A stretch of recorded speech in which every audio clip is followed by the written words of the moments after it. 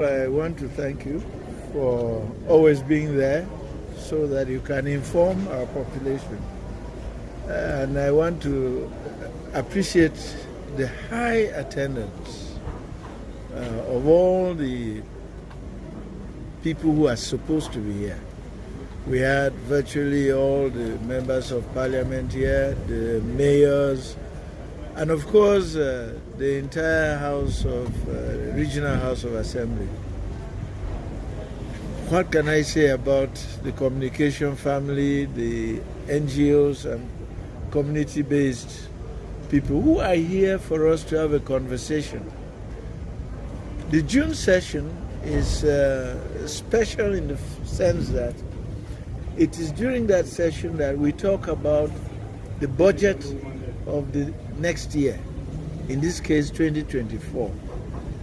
We look at what are the priorities all over the region, in each division, especially in those areas that we have been given powers or competencies to manage. And you know there are 6 ministries.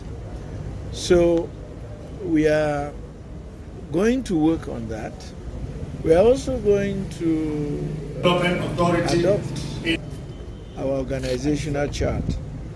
And then, as usual, we will have updates on what's happening in the community. Because, as you know, we find our usefulness in working with the community through the Peace and Development Initiative. And we will have updates from all the 7 divisions. So it's going to be a very interesting session. And since representatives from the community are here, we would also like to hear from them so that we better serve especially the vulnerable, the poor and the non-scholarized youth.